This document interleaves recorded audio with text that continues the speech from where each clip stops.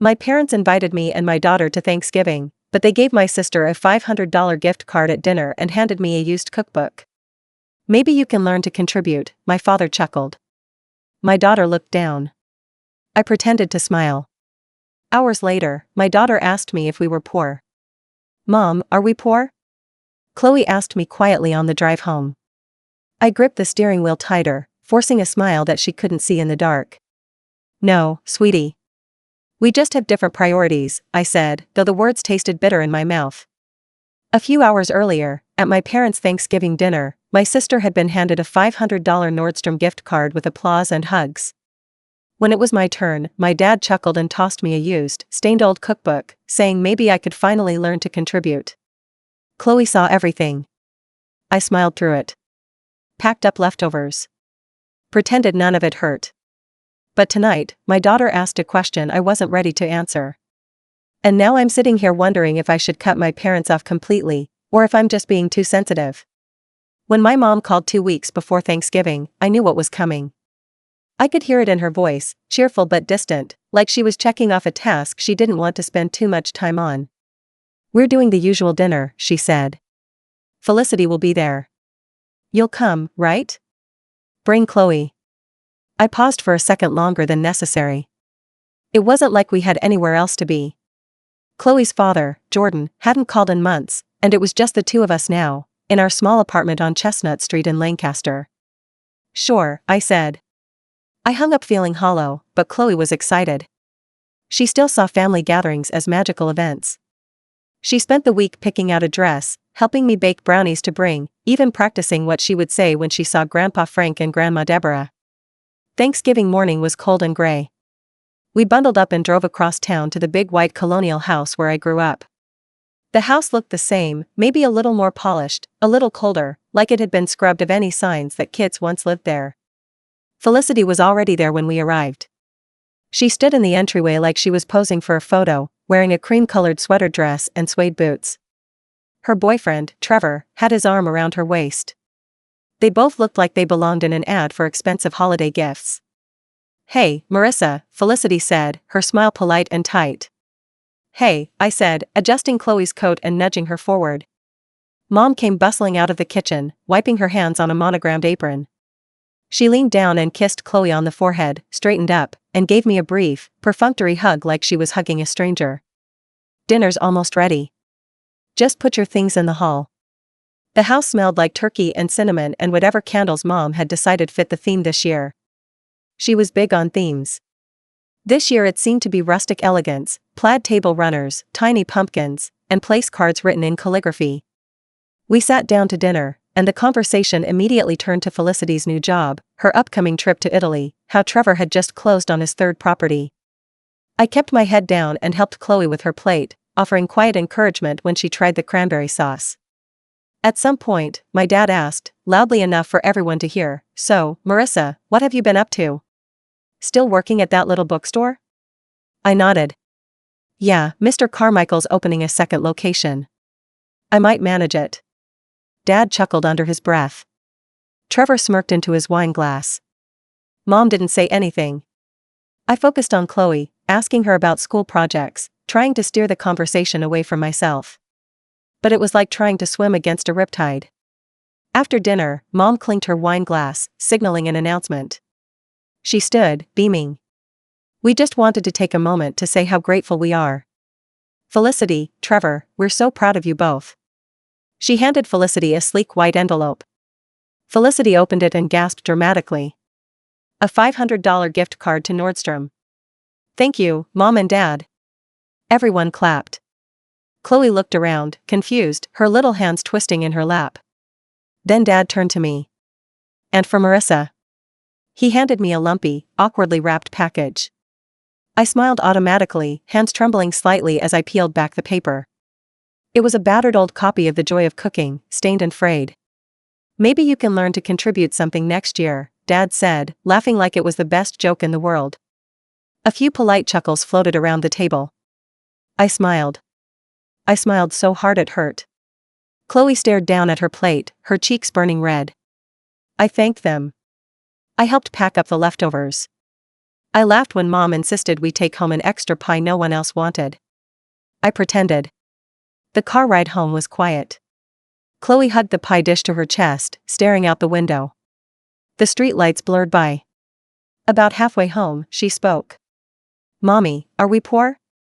I gripped the steering wheel tighter. "No, sweetie. We just have different priorities," I said, the lie burning my throat. I tucked her into bed that night, kissed her forehead, and told her she was loved. Then I locked myself in the bathroom and cried into a towel. The days that followed were a haze. Chloe went back to school. I went back to the bookstore. Lancaster dressed itself up for Christmas, stringing lights over the town square, setting up the outdoor skating rink. It looked like a snow globe. But inside, I felt like I was breaking apart. I kept hearing Chloe's voice in my head. "Are we poor?" I started noticing things more. The way other parents smiled at school pickups, handing their kids Starbucks cups. The way Chloe's winter coat was a little too small.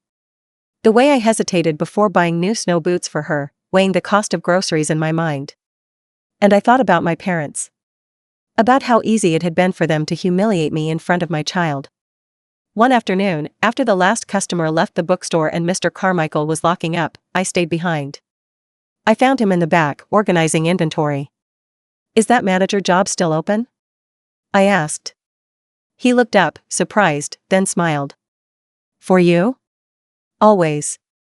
Something shifted in me that day. Over the next few months, I worked harder than I ever had. I learned how to handle vendors, organize events, balance budgets. Chloe started helping after school, shelving books, setting up chairs for story hour. The new bookstore slowly became a part of the town. By spring, we moved into a bigger apartment above the shop. It wasn't fancy, creaky floors, chipped paint, but it was warm, it was ours, and it was filled with books and laughter. My parents sent a text when Felicity got engaged. Another when she announced her pregnancy. I responded politely but distantly. I didn't tell them about the promotion, or the new apartment, or Chloe's art competition win. It felt better that way. The next Thanksgiving came quickly. Mom called again, announcing dinner would be at the country club this time, booked by Felicity and Trevor. I hesitated. Chloe's face lit up when she overheard, bouncing on her toes, begging to go. So I said yes. And this time I wasn't afraid. Thanksgiving Day arrived colder than I remembered. Chloe sat cross-legged on the couch while I ironed my one nice black dress. She wore a navy blue velvet dress I had found on sale, and I tied a white ribbon in her hair. She twirled in front of the mirror, giggling. I smiled, but inside, my stomach felt tight. The drive to the country club took about 20 minutes. As we pulled up the long, winding driveway lined with bare trees, Chloe pressed her nose to the window. "Wow," she whispered. The building loomed ahead, all red brick and twinkling lights, wreaths already hanging on the double doors. I parked near the back, away from the sleek BMWs and Autos lined up front. Chloe slipped her small hand into mine as we walked inside. The lobby was filled with the scent of pine and roasting meat. A woman in a red blazer checked us in and directed us to the private dining room Felicity had reserved. Chloe's eyes widened as we stepped inside, white tablecloths, golden chargers, towering centerpieces made of pumpkins and autumn leaves. Felicity spotted us and waved. "Marissa, you made it," she said, walking over in tall boots that probably cost more than my month's rent. Trevor followed behind, carrying a glass of something sparkling. Mom and Dad were already seated near the head of the table, deep in conversation with another couple I didn't recognize. We hung up our coats and found our seats. Chloe sat beside me, her legs swinging under the chair.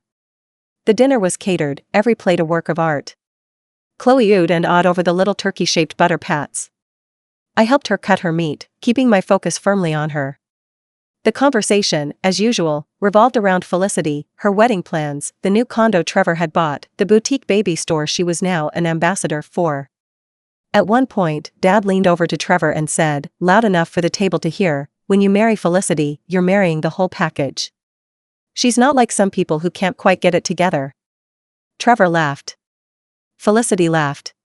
Mom smiled tightly, glancing briefly at me, then away. I smiled back, like it didn't matter. Like it didn't burn. Chloe leaned into me, whispering, "Can we go soon?" "Soon," I promised. After the plates were cleared, Felicity stood up, tapping her KNFE against her wine glass. Before dessert, we just wanted to say thank you to our amazing family, she said, her voice sugary sweet. Trevor reached into his jacket and pulled out a small white envelope, handing it to my parents. They opened it together, a weekend stay at a luxury spa resort in the Poconos. Mom gasped, covering her mouth. "Oh, you too." "You didn't have to," she said, her voice breaking with emotion.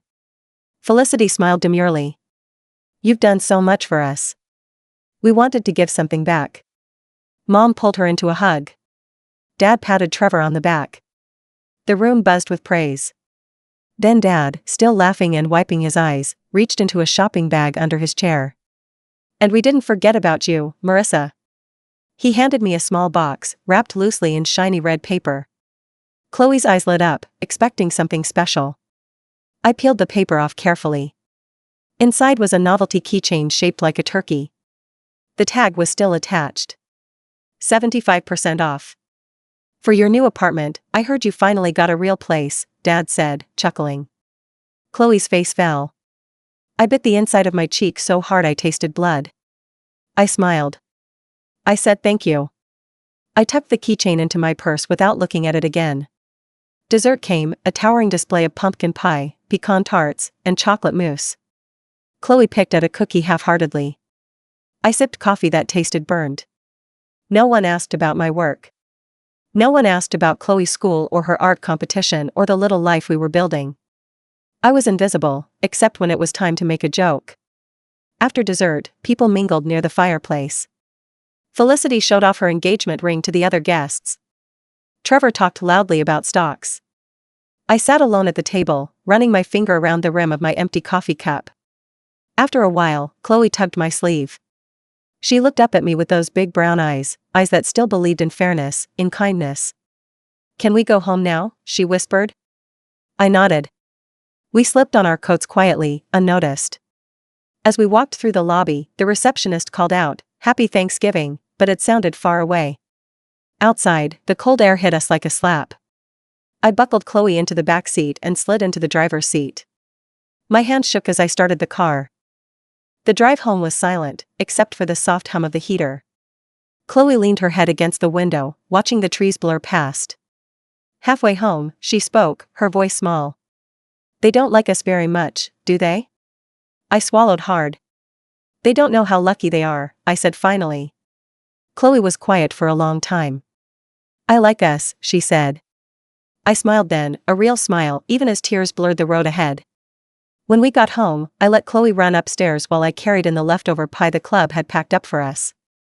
The apartment smelled faintly of old books and cinnamon, the candle I had left burning earlier. It was small, 2 bedrooms stacked above the bookstore, but it was warm, filled with things we loved.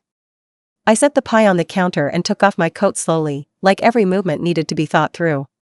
Chloe was already in her room, pulling on her favorite pajamas, the ones with little foxes all over them. I stood in the kitchen for a minute, my hands braced against the counter.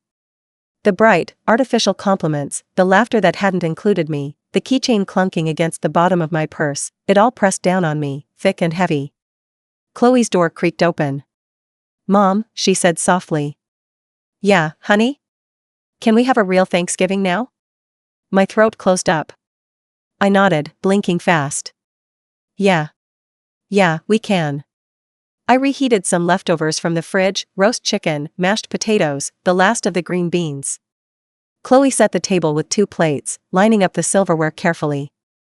She even placed 2 paper napkins folded into little triangles.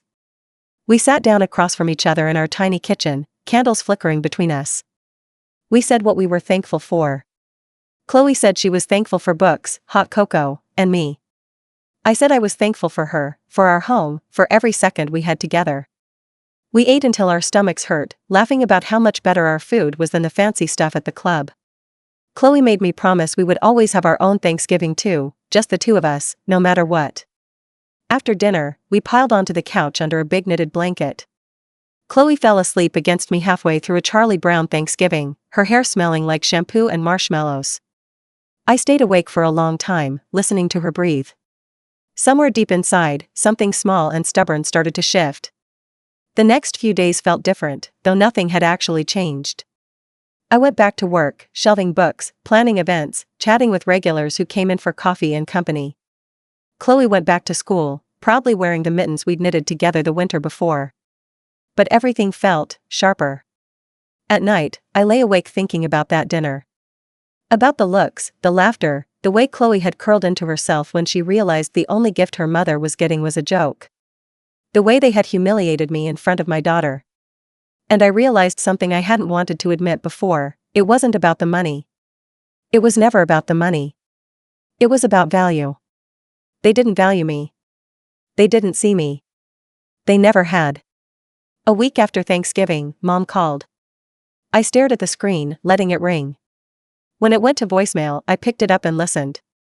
Her voice was bright, casual. "Hey, sweetie. Hope you and Chloe had a nice time last week. Listen, Felicity's having a baby shower in January. We're planning it at the country club. Hope you can make it. Give me a call, love you." She didn't ask how I was. Didn't ask how Chloe was. Didn't mention the keychain or the look on Chloe's face when I opened it. I deleted the voicemail. December crept in slowly, blanketing Lancaster in snow. The bookstore was busier than ever, full of last-minute Christmas shoppers and college kids coming home for break. I organized a toy drive, and Chloe helped decorate a little tree by the front counter. The customers smiled at her, complimented her drawings, asked her what book she liked best. They saw her. They saw me. One night, I stayed late after closing, finishing up inventory. Chloe was curled in the reading nook with a blanket and a stack of Magic Treehouse books. The bell above the door jingled. I looked up and froze. It was Felicity. She wore a sleek wool coat, her hair tucked neatly into a beret. She looked uncomfortable, standing there under the soft yellow lights of the bookstore. "Hey," she said. I wiped my hands on my jeans. "Hey." She shifted from foot to foot, glancing around. "This is cute," she said finally. I didn't answer. She pulled a small box from her purse, setting it awkwardly on the counter. "I just thought, for Christmas. Early." I looked down. It was wrapped neatly in silver paper, tied with a red ribbon. Chloe peeked around the corner, watching silently. I didn't move. Felicity cleared her throat. "Look, about Thanksgiving. Dad was just joking. You know how he is." I kept my face blank. "You've always been so sensitive," she added, almost gently, like she was offering me a lifeline. I inhaled slowly, feeling the weight of every Thanksgiving, every backhanded comment, every time I was made to feel smaller just for existing. I smiled, a real smile, not the brittle one they expected. "Thanks for stopping by, Felicity. We're closing now." Her mouth opened, then shut. She nodded stiffly, turned, and left. The bell jingled again as the door swung shut behind her. Chloe climbed onto the stool next to me. "You don't have to open it if you don't want to," she said, serious. I looked at her, this little person who somehow understood me better than my own family did. I slid the box into the trash without a word. Chloe smiled and went back to her book. That night, as I tucked her into bed, she reached up and touched my face.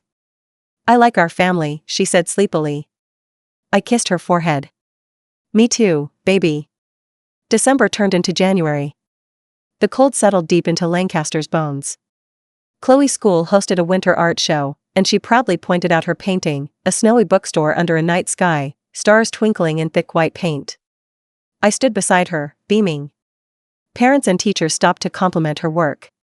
She blushed, tucking her hair behind her ear the way I did when I was nervous.